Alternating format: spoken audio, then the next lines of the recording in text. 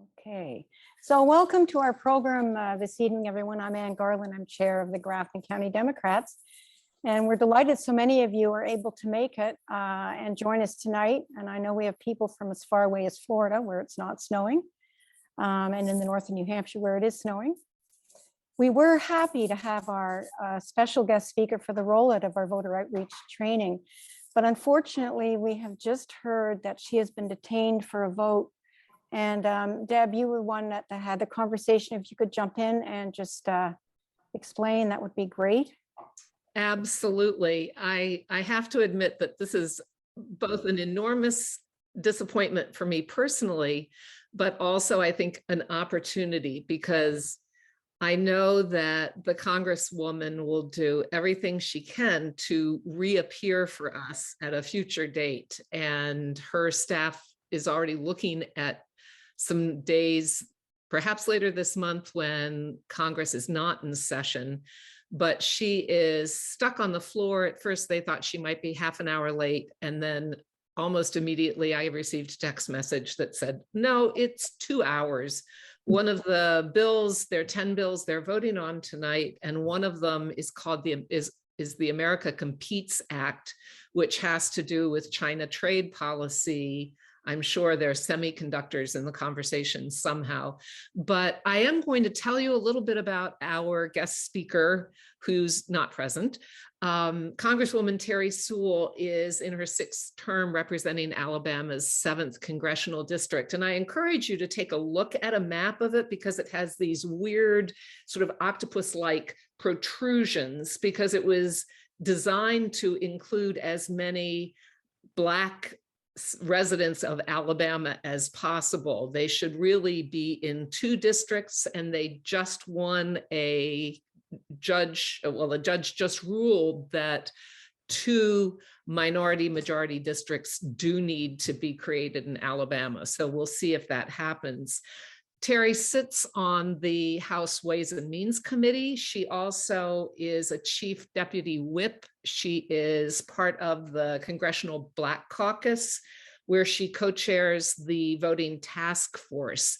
There's more, which I will share with you in the future when she is able to speak with us. But of particular importance to me in celebrating Congresswoman Sewell is the fact that I've known her for 40 years. I met her when she was a senior in high school. She was the first Black valedictorian at Selma High School, and that is on her bio on the congressional website. But she also was the first Black homecoming queen and the first Black student government president. She was a state and regional debate champion. She was active in performances in theater. And when I met her in the living room of a Princeton alumnus in Montgomery, Alabama, she started to sing the song she just had performed in South Pacific. And I thought, who is this 17-year-old? She is just really confident, funny, self-assured. And so it was a real delight when she became the first Selma High School graduate to attend Princeton University. And I can't take credit for the fact that Michelle Robinson Obama was her big sister at Princeton.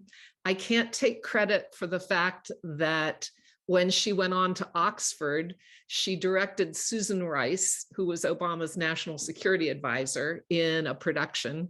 I can't take credit for the fact that when she went to Harvard Law School, she was in Barack Obama's class.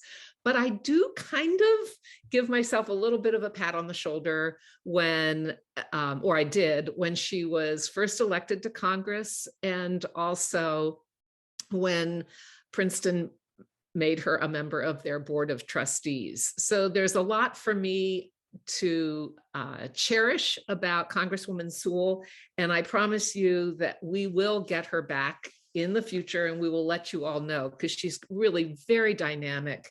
And we particularly invited her because of her longtime relationship with John Lewis, who she introduced when he spoke and then introduced President Obama at the 50th anniversary of the Bloody Selma March. She was a constant companion, saw him as a real mentor. growing up in Selma, she understood well the legacy of that community in terms of voting rights, and she is the co-sponsor of the John Lewis Voting Rights, or the lead sponsor, I should say, of the John Lewis Voting Rights Advancement Act. I know she's deeply committed to voting rights and was remains the perfect speaker for kicking off this program. The one benefit, I think, to all of you is that you can go home a little sooner than you might have anticipated. And so I apologize on her behalf, and I turn the program over to Donna. Thanks, Deb. I'm Donna Pigeon, and I am the co-chair of Mascoma Forward, one of our 4 regional groups in Grafton County Dems, as well as Enfield Dems. And so on behalf of the Voter Outreach Committee, I'd like to welcome you to this part of the program. It was really my privilege to serve as the chair for the Voter Outreach Committee alongside a group of real dedicated and hardworking committee members, many of whom are here on this meeting, and as well as volunteers in our pilot region.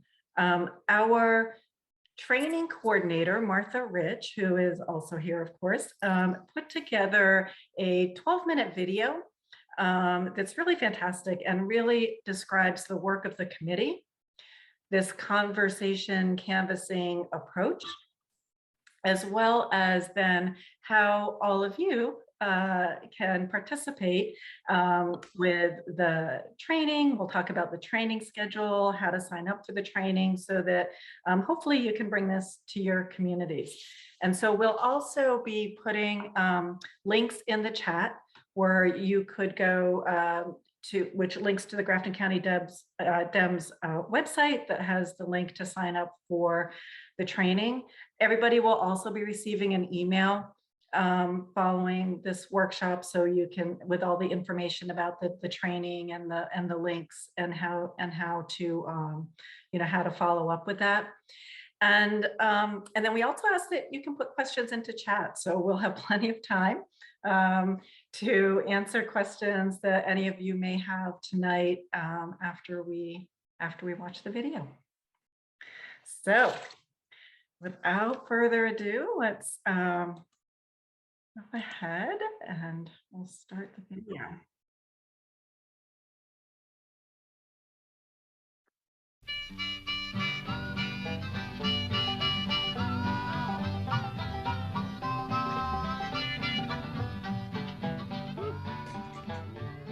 Hello, welcome. I'm Martha Rich, and I'm going to be your guide and narrator during this introduction to the Conversation Canvassing Project.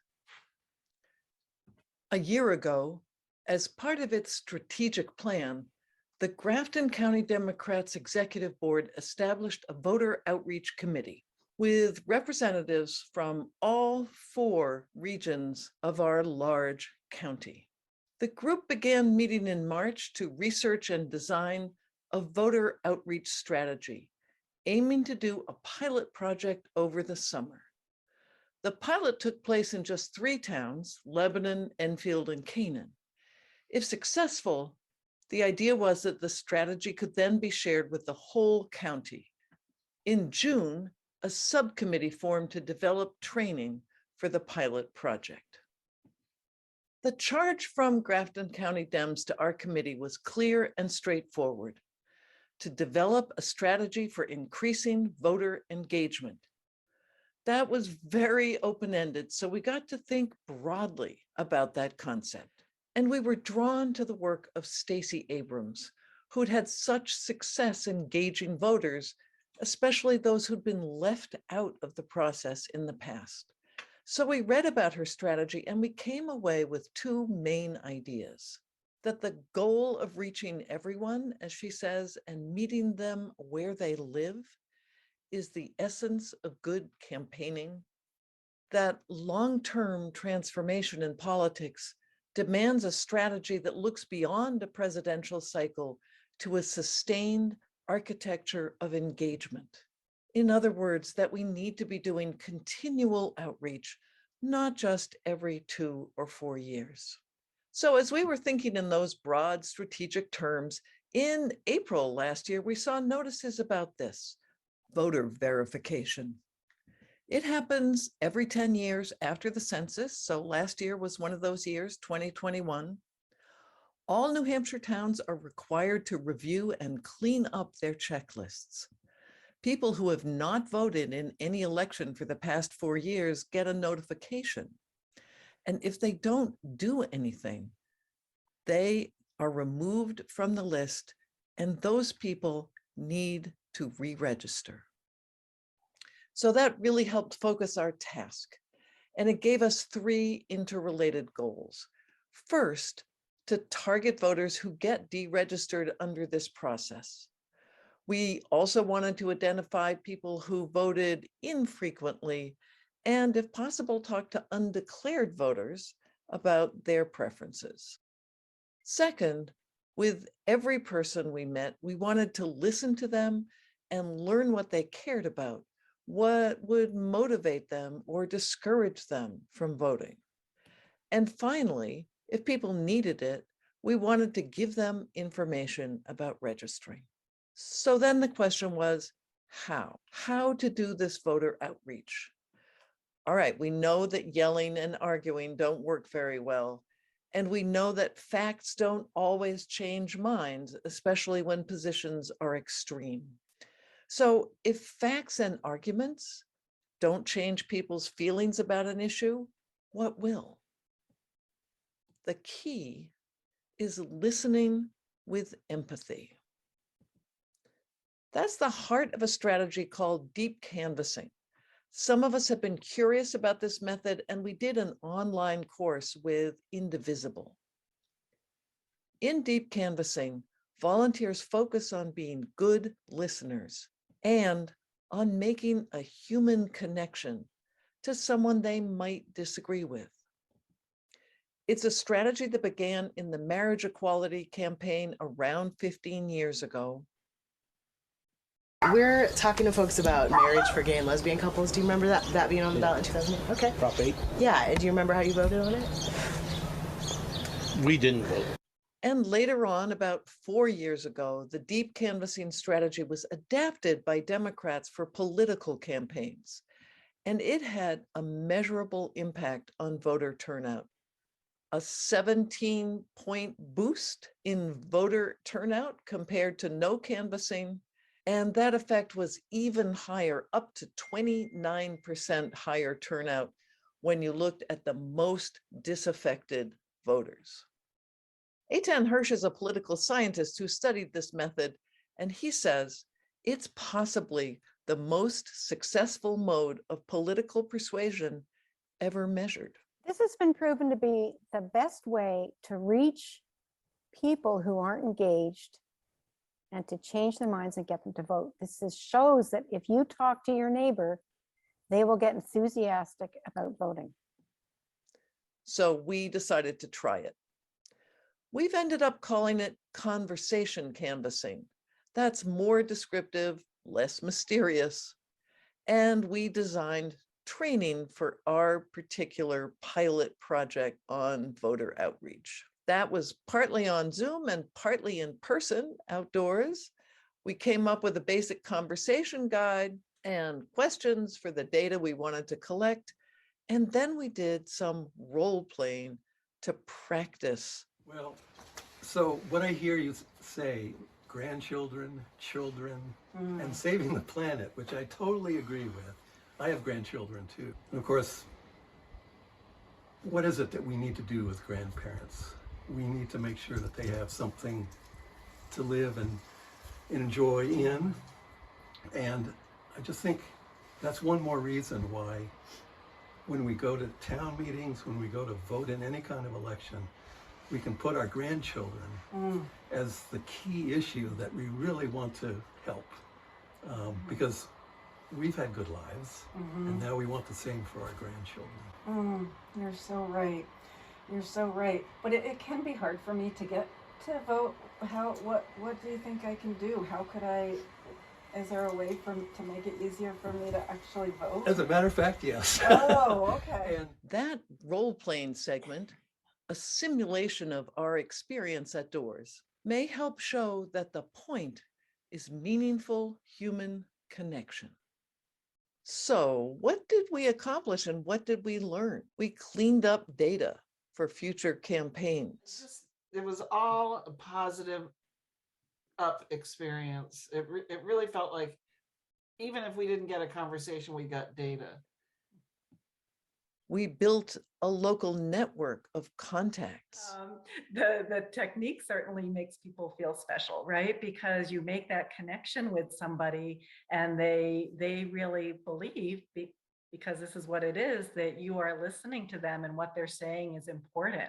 We recruited new volunteers and we helped build their confidence and their skill. So both of you have really noticed that we both could reach people we hadn't reached, maybe reluctant volunteers, certainly reluctant canvassers, and that they had a real positive experience with this approach.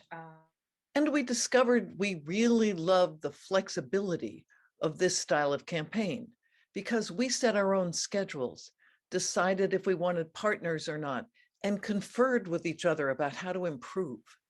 It felt very different from the intensity of the statewide coordinated campaign, where things need to be more closely scripted for persuasion and more tightly scheduled. you know, I thought I was doing okay, but when I was with someone else, well, I learned a lot from that person. And as a result, I think my conversational style, conversational canvassing, was appreciably better. That said, I do like to go out on my own from time to time. And I hope that other folks in their neighborhoods and towns will have that flexibility too. Our pilot project was small, just the 3 towns. We trained 20 people. We knocked no more than 500 doors, had fewer than 100 conversations. But the experiment convinced us that we should share this strategy with the whole county. We've streamlined this training a lot from the one we did in the pilot project and the one Indivisible offered us. This now is a total of 4 hours over the next month. You start with videos. You can watch these on your own time, at your own pace, or you can get together with others and watch together on Zoom. We're providing discussion questions if you'd like to use them in a group. There are 10 short episodes, 10 to 20 minutes long, and total viewing time is 2.5 hours. When your town's group has viewed all the videos, we'll bring you together for a workshop with members of the Voter Outreach Committee as facilitators. This will be an interactive session on Zoom. We'll hear your questions about what you've learned so far. We'll review some practical logistics, and we'll give you a chance to do some structured role-playing as practice. Here's the general timing. You'll get a chance to register after this presentation. You'll sign up in the next week by February 11th. At the end of next week, we'll send you a link to the Conversation Canvassing website where you'll find the whole toolkit. There you can start watching the videos, and you should finish with those by the end of February. Again, that's 2.5 hours of video within 2 weeks. And then your town chair or other leaders will set up a workshop. That's one 90-minute Zoom meeting sometime before mid-March. And then you're set to go canvassing on the schedule that's best for your group members until mid-April. It might go longer depending on when the coordinated campaign starts. We don't want to conflict with the coordinated campaign for our New Hampshire candidates. We want to help prepare for it. I really felt going away from that household and all those households that we are closer together than the radio and the newspaper portray us. And I want to hold on to that as a hopeful sign as we get closer to the midterms. I think our areas of agreement are possible. Because we know that democracy is not a spectator sport. We need people to take action in all kinds of ways. Going to doors in your community this spring or driving other people to those doors, that might be the way you choose. If so, please register for our training. We'll be very happy to help you learn this powerful strategy.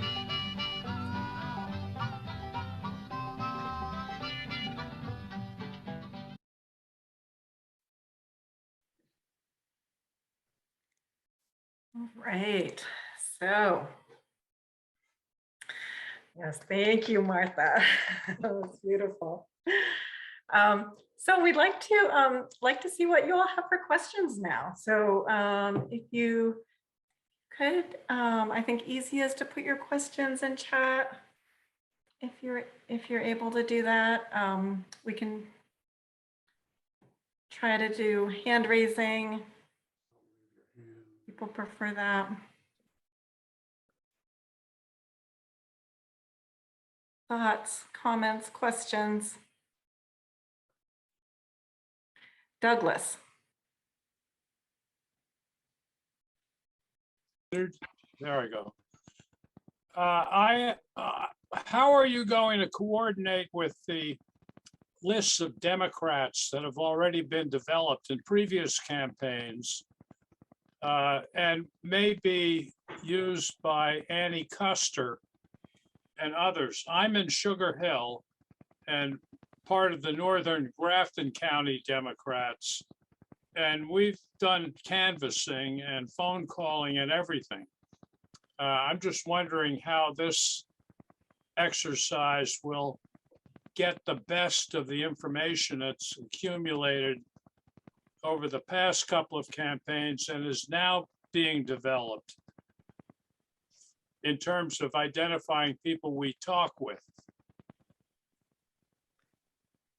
That is a great question.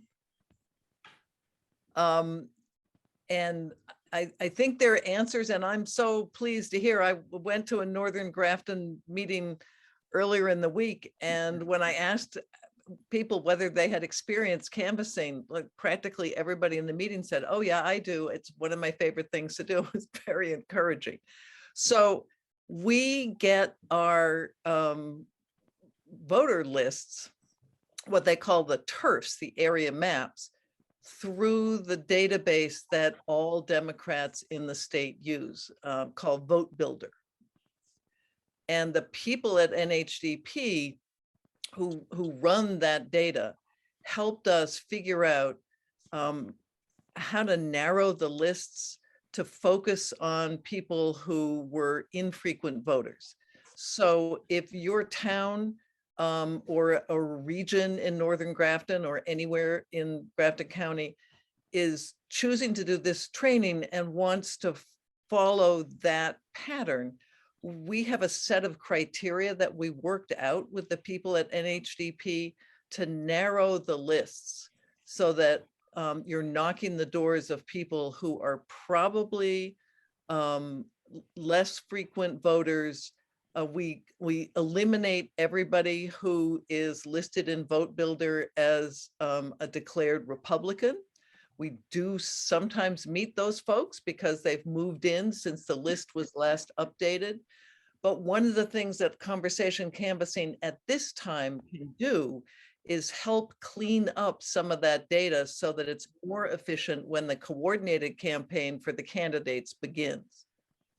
And that's why we want to do it March and April, so that when the coordinated campaign really gets going and we get kind of our marching orders from the statewide campaigns for candidates, we've helped clean up data and we have people who are comfortable going to doors and know something about this approach, which is less intensive. Thank Anybody you. wanna, yeah. Does that answer your question? Do you want to? Yes, it did. It helps. Okay. Yeah, good. So it's an integrated strategy. Yes. And cumulative.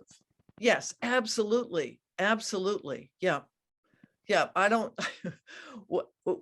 I don't think we'd have, at this very grassroots level, the capacity to find voters. You could maybe go to your town clerk and get lists, but we are using Vote Builder, and we're using the smartphone app that came into use in the last, several cycles, called Minivan. And that means that you don't even have to carry a clipboard. You just have a smartphone and it's all downloaded right there. So it's pretty efficient.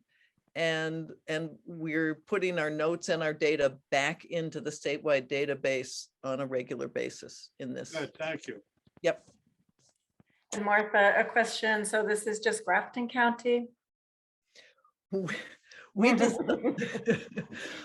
our original charge from the county executive board here in Grafton was to figure out a voter engagement strategy. So we figured we do a little pilot, and we just did one in Enfield, Canaan, Lebanon, where there just happened to be the most people interested in working on it.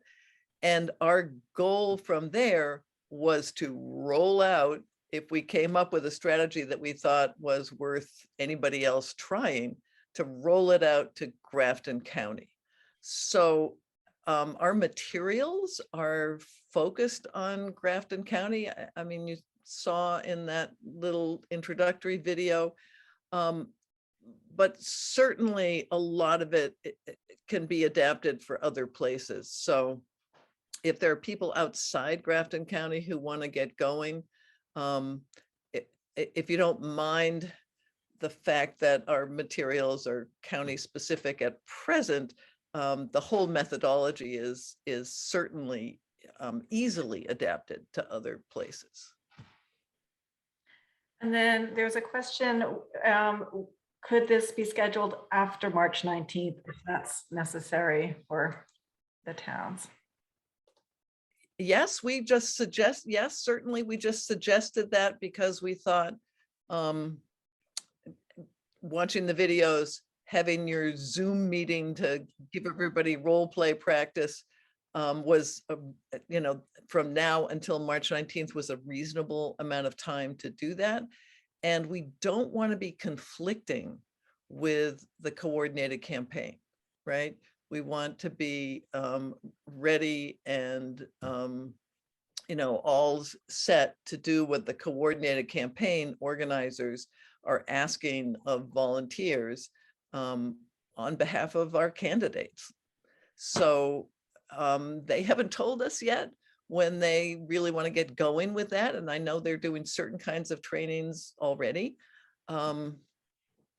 So if the coordinated campaign doesn't want people going to doors until June, conversation canvassing could go through May. We just don't know because they don't quite know yet.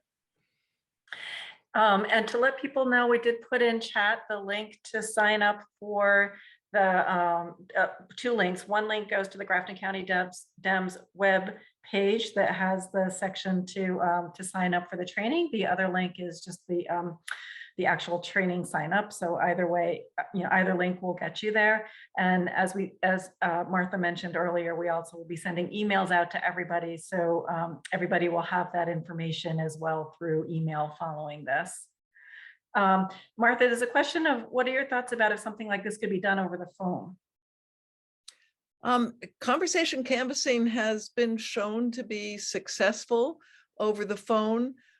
Our particular approach, our training is focused on door knocking, on face-to-face mass conversations. I see that the Pappas campaign, for instance, is already giving people a short training and inviting them to phone banks. I'm going to do one of those to see. And I think their methodology was derived from the Deep Canvas Institute, which is, one of the outfits that's adopted this method. So I would recommend, if you prefer phone canvassing, we can get you some resources about that. and I can't say more because I haven't joined up with them and found out what their conversation guide looks like.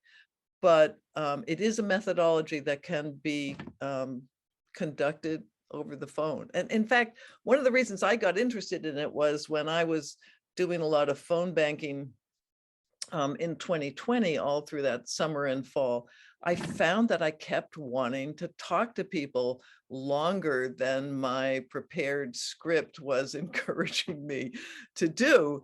And when I started hearing about deep canvassing as a way to have more conversation and listen more rather than just telling people what you wanted them to do, that was attractive to me. So if you've ever felt that way, this might appeal to you. A couple of questions. Yes, this is going to be shared with Local Leadership Network and others, so as well as all town chairs. We mentioned, so we really want to get this out to the and Kent Street Coalition. We talked about that as well. So we definitely are getting this information out. And Sue had asked as well as, yes, this information, all of this will be posted on the Grafton County Dems website, and then the training videos you will be able to link from there when you sign up for the training to access the training videos. So yeah, I'll be available. Jean, I see you have your hand up. Jean and Bill Brown. Yes, that was a really wonderful presentation, Martha, and everybody. It was really well done.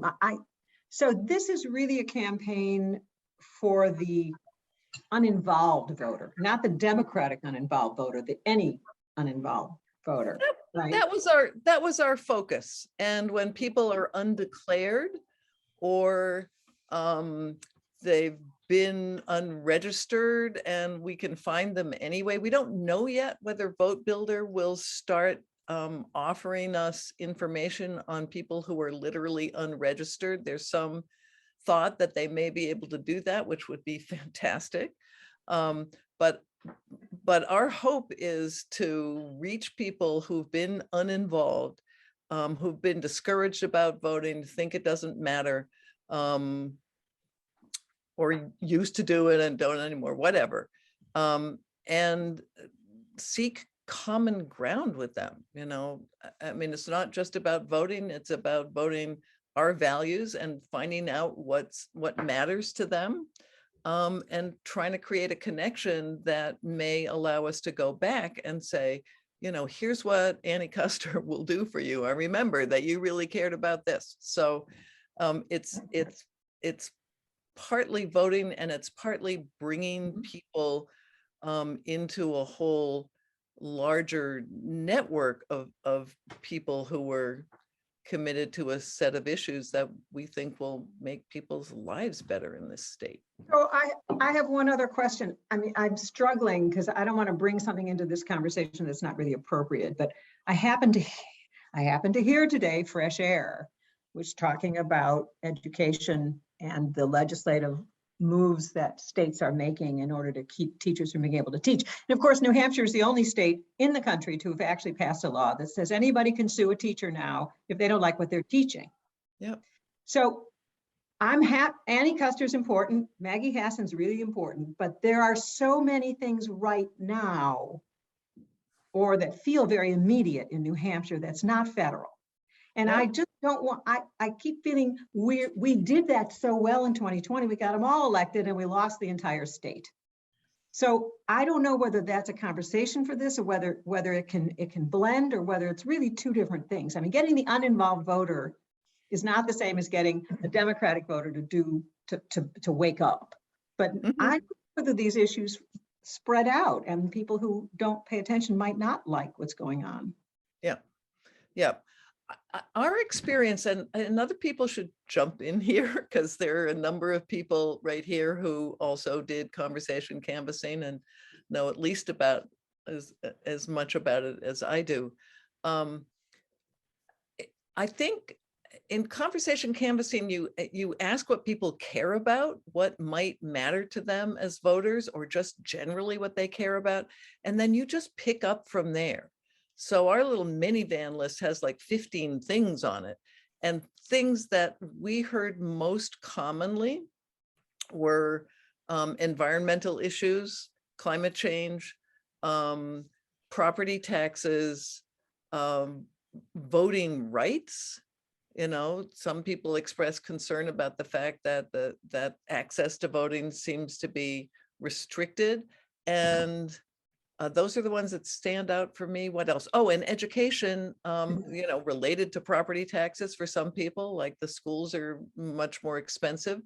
And then a number of people also said, I'm worried about what's happening to public education in this country. And when did you do this? When was this? August and September into Okay, so it's into October. So things have gotten much, much worse right for schools and many people's lives in New Hampshire since then. So and part of the conversation, you listen first, but then you also look for a place where you can share a story or a concern of your own. So you get to say in this kind of conversation, I'm really worried about such and such. So I think there's a place for our own passion in those conversations once we've listened. Harrison, I see you nodding. You want to say more about that? It's a great question. And I can only just say that our primary purpose is to listen to people as we ask questions. And if the conversation, if the big issue for them is education, then that's what we want to talk to them about. But we don't, at least I haven't tried to rig the conversation in any fashion. I just want to hear I want to hear what's first and foremost on people's minds. Can I ask a question? What is the output? Maybe I wasn't paying attention. What is the output of obviously one of the outputs is that a voter had a pleasant conversation with somebody who listened to them. Okay, great. But what is the output for us internally? Is it noting on the database their primary concern? Yep. Okay. And so then we'll be able to use that with down ballot. Yes. Okay. Yes. And we go ahead, Donna. No, go ahead, Martha. Sorry. I was going to say we went in that direction in part because we heard from our local representative, Josh Adjutant, that he thought it would be really helpful for his campaign to get some data on that. So that's another thing we can do if we get a larger data set in terms of issues people care about. That can help inform local candidates. Right. And of course, that like in other canvassing, there could be people who were not registered, so we were able to give information about registering to vote. And we did record, although this wasn't a question we asked, this came up later. If you're at a door of an undeclared voter and in the course of the conversation, you realize that they're a strong Democrat or a strong Republican or whatever, that's something we could also record. So that data also can be helpful for future campaigns, even though that wasn't the purpose and that wasn't a question that we asked. It was sort of like information that we took in. And I think there was a question in here too, to the point about were people given information about specific topic areas, which we often, see with candidate canvassing, but as Harrison just said, since this was more of a listening, it's more of a listening, active listening. We didn't go armed with certain facts and data about different issues, but rather we're listening to the people to engage them and find out what's important with their issues. And I think, Martha, I think you might have covered this an earlier question about, did we only go to Democrat stores? Answer was no. I don't know if you want to elaborate on our evolution over that. Right. We kept narrowing our criteria because at first we felt that we weren't using our time well because we kept meeting strong, enthusiastic Democrats and we kept recording their data, strong Dem. That's another data point that we're collecting. If we get that, we're not asking necessarily, but if people tell us, yeah, I voted Republican all my life and I would never, we would put that down and that would go into Vote Builder and nobody would end up returning there. But we also went to undeclared people, and our last set of criteria was did not vote in 2020. And we met people who, were discouraged or disaffected or in some way, imagine not voting in 2020 when voter turnout was very, very high. And we talked to those folks and said, here are some ways that we might help you do that. And here are some, well, what do you care about? And we had conversations in which people said, yeah, I'm going to make more of an effort, or how can you help me? So it's reaching those people who might otherwise be overlooked. And I noticed, Lynn, you made a comment in the chat about how we decided, we asked if we could go back. Can you say more about that? Because I think that's important. Well, honestly, I didn't get many opportunities to ask that, but I think that was, and I just saw a comment from someone else saying, could basically, maybe we could return with a little more information, or even further on into the season, kind of to catch up and say, not quite remember, you said you were going to try harder, but essentially, how are you feeling now? Are you feeling encouraged to do it, to vote? A little bit, maybe having the same conversation, but as a reminder. And again, an outreach to those voters. Yep. Yeah. Thanks. Yeah, and really this is great. So like the whole Stacey Abrams philosophy and how she did so much in Georgia was reaching out to people who weren't typically reached out to in other campaigns, right? And who may not be consistent voters, and then got those people to register and got those people to vote, right? So as Martha mentioned earlier, it's really, that's the philosophy in it. So there was another question in there about following up. So I think that answers that perfectly, Lynn. Well, excuse me, can I just add in? Yeah. I think it's important that these people, without being creepy, know that they are on your radar in a way, that you're all neighbors and we're all concerned. I remember when we talked about this, just to say, I remember talking with you about this. Yeah. I think that is important. Yep. Right. Yep. And Anne points out it wasn't just data, which although was important, of course, but it was the relationships that we wanted, which is a big goal, which is really the primary goal for this. Sue has her hand up. Oh, Susan, is that, no. Me? Is that what you said, Susan? Susan Orkin. Yes. Yeah. Hi.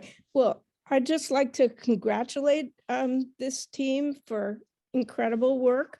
I've been following some of this stuff too, with a different group called Galvanize, but it's so important. And just as some of you have picked up already, it's just the relationship itself without even any content that gets people reconnected, that somebody is listening to them, that somebody cares. And I think the follow-up is very important. I'm going to send, I tried to send already to Martha.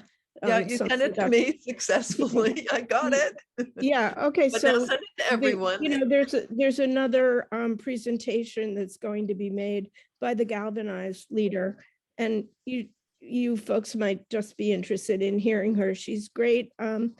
She had she's youngish, but she's had a distinguished career, and then is very, very interested in both data and, more importantly, neuroscience, which talks about how people relate to stories. Facts don't matter. So we don't want to hand out, or we could, but, if somebody's interested, but it's not a question of bombarding them now or even later with a lot of facts, but relating to them and also making them feel not alone, because they did work in rural areas and Republican-ish areas.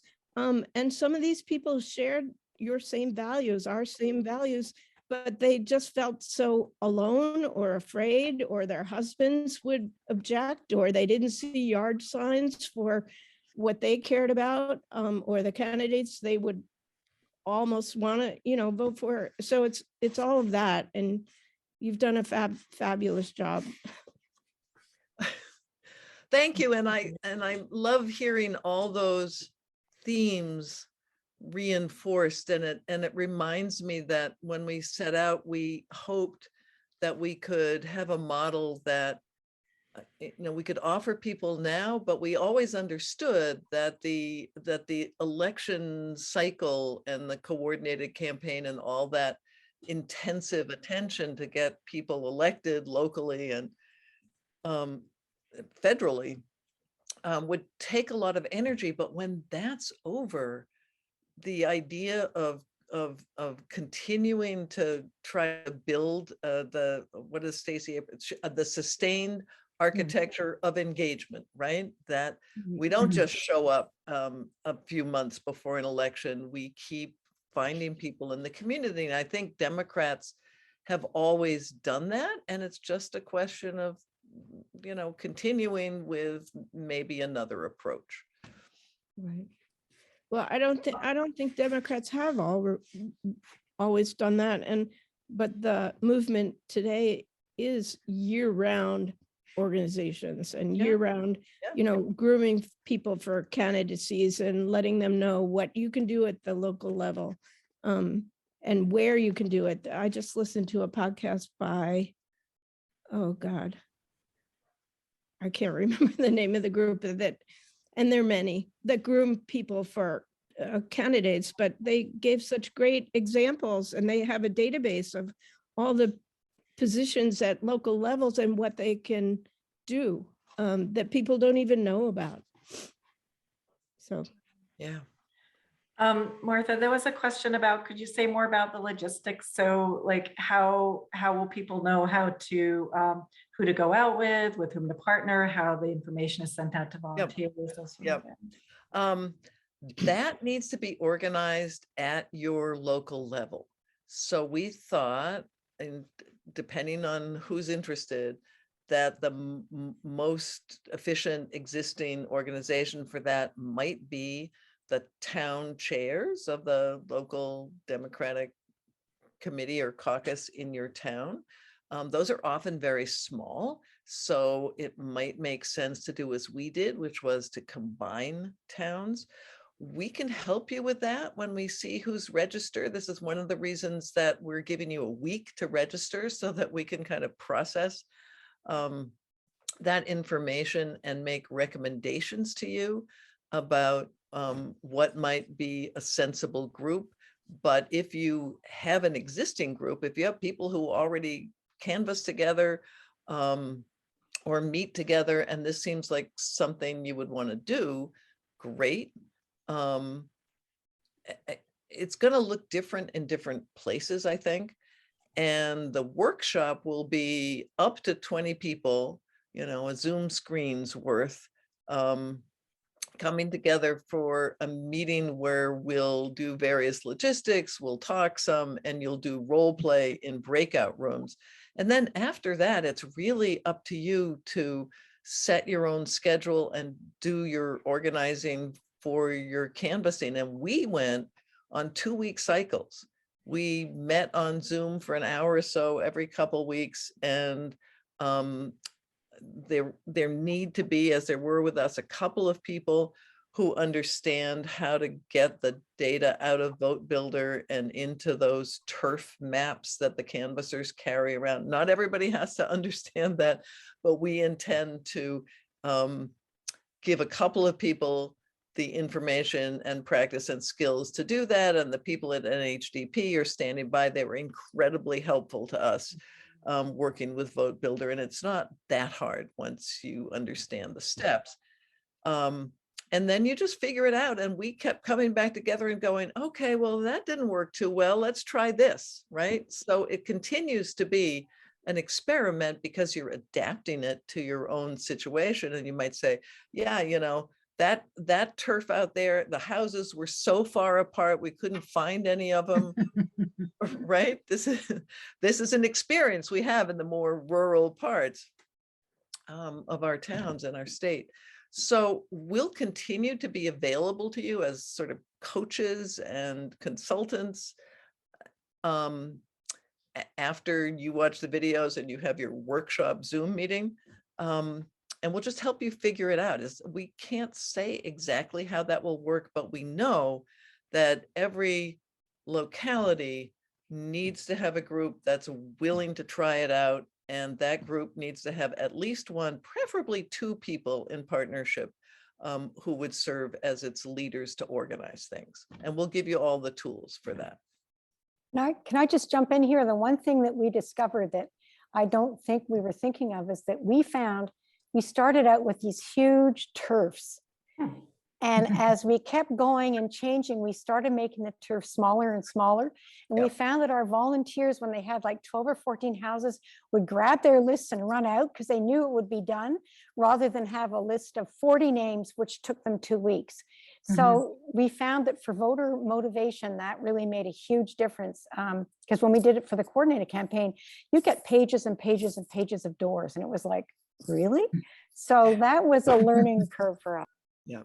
You get those pages, you get 8 pages on a clipboard, and you have 4 hours to do it before the sun goes down. So it's just sort of, you know, it feels a little easier to think, okay, I have 2 pages and I have a week, and maybe I'll try Wednesday, or maybe I'll go Saturday and Sunday. I sometimes would just stop when I was by myself. I would just stop in the middle of my canvassing and going, okay, I'm just going home now. And that felt like a great luxury in a way. And then I went back the next day or next week. So less pressure, because there's, you know, it's not the whole coordinated campaign. That's the difference.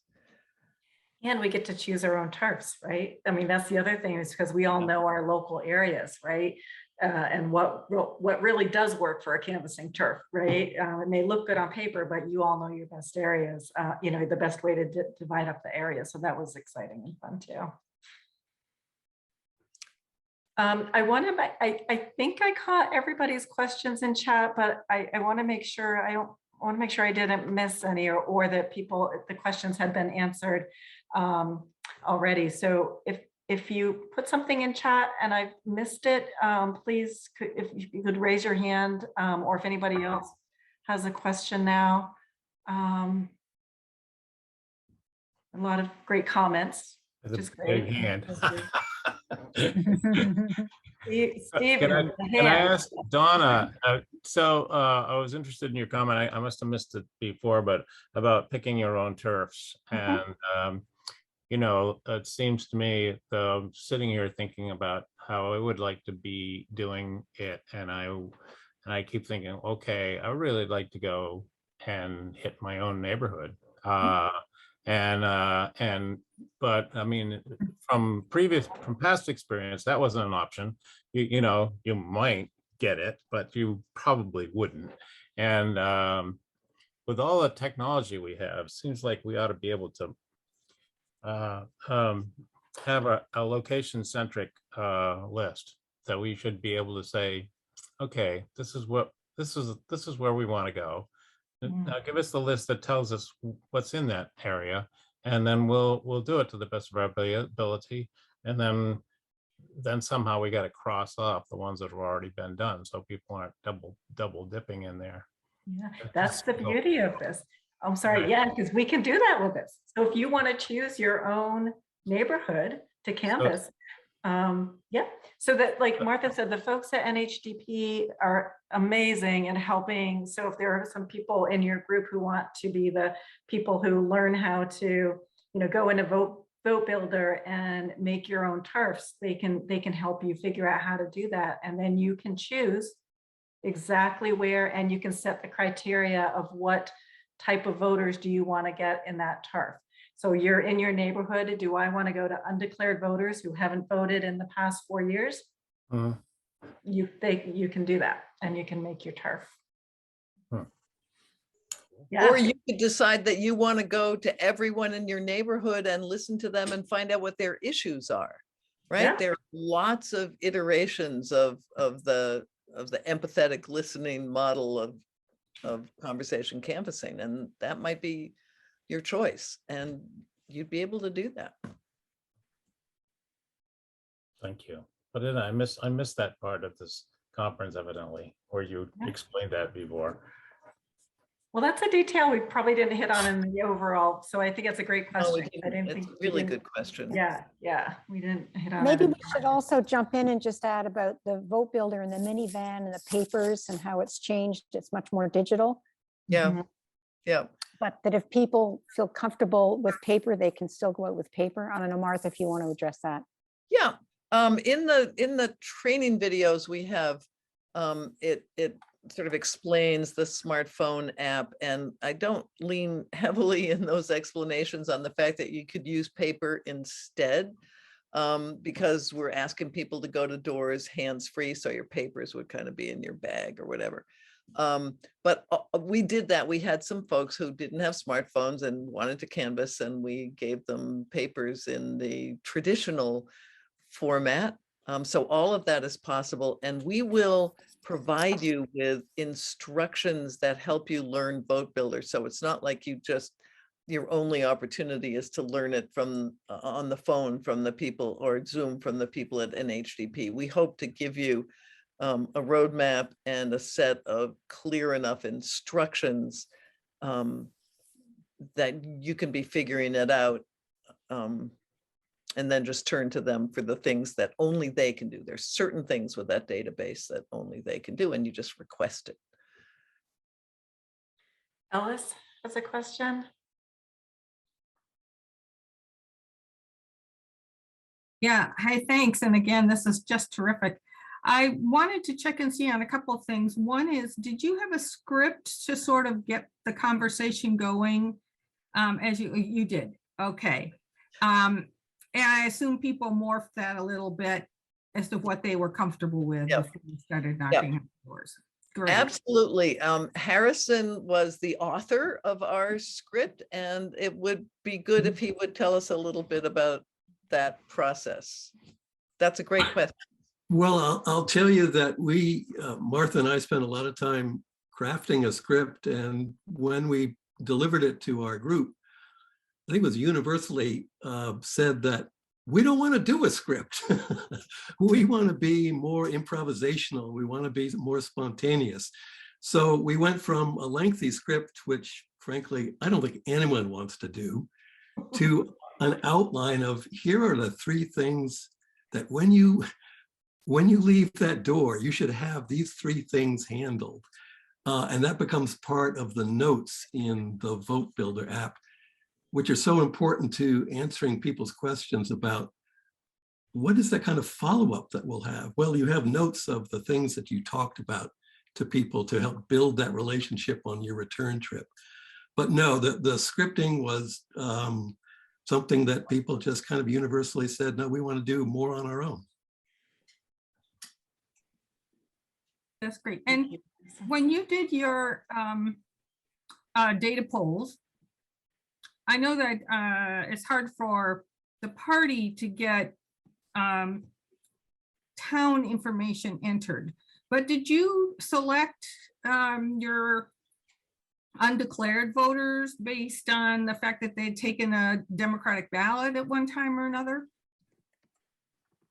No, we didn't have that as a criterion. We just went to undeclared.